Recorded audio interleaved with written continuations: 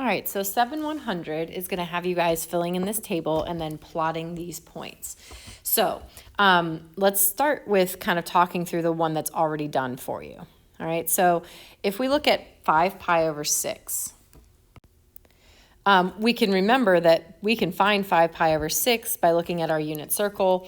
You could convert this to a degree measure if you'd want, and we could get the measure in degrees as well, and then look at our unit circle. A couple of ways we can do this, but the key here is this 1/2 represents the sine of 5 pi over 6, okay? That is a sine of 5 pi over 6. And then negative radical 3 over 2 is the cosine of 5 pi over 6. Now, what we're going to do is we're going to take those two pieces of information and write our tangent ratio. So the tangent of 5 pi over 6 is going to be the sine of 5 pi over 6 divided by the cosine of 5 pi over 6.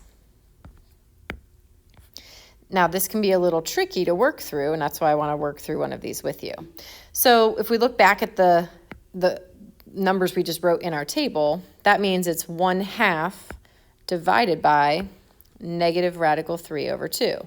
Now that's fine if we want to find out what that is as a decimal, because we can type that into our calculator and get a decimal approximation. But what I want is an exact value here. All right, so we need to think about how we divide fractions. What is the process for dividing fractions? So dividing fractions, what we really have here is 1/2 divided by negative radical 3 over 2.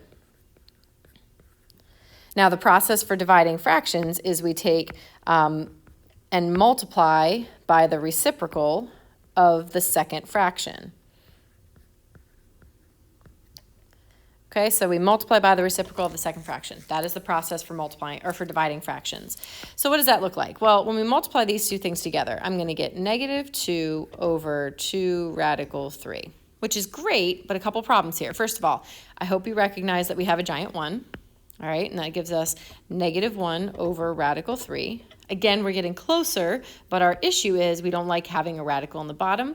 So I'm going to multiply numerator and denominator by radical 3. And then finally, I get negative radical 3 over 3. So that is an exact value, negative radical 3 over 3. And you have that on your paper, all that work on your paper. So it's a little bit easier to see maybe, but I wanted to work through that process with you. So negative radical 3 over 3. Now I can type that into my calculator, and when I do, I get a decimal approximation of negative 0.58. So here's what we're going to do with that information. We're going to actually plot ordered pairs. And my ordered pairs are, this represents my x-coordinate, the angle measure, okay? This represents my y-coordinate.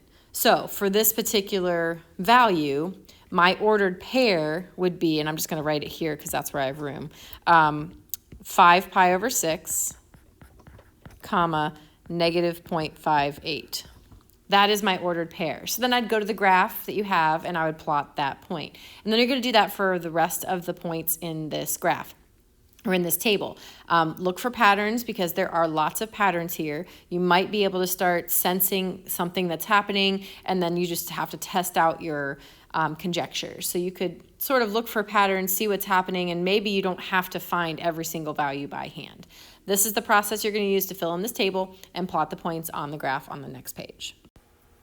All right, so once you have filled in the chart on the previous activity, the previous part of this activity, then you can start kind of filling in these parts on the circle.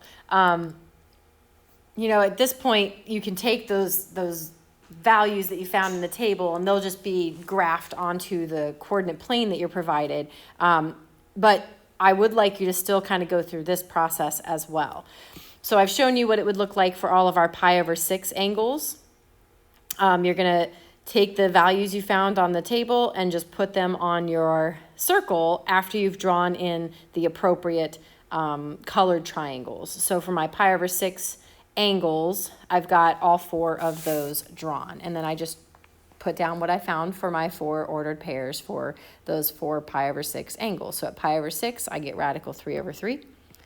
At 5 pi over 6, I get negative radical 3 over 3. 7 pi over 6, I get positive radical 3 over 3. And at 11 pi over 6, I got negative radical 3 over 3. And that's going to be the ordered pairs that will get plotted in the graph that you see on Desmos.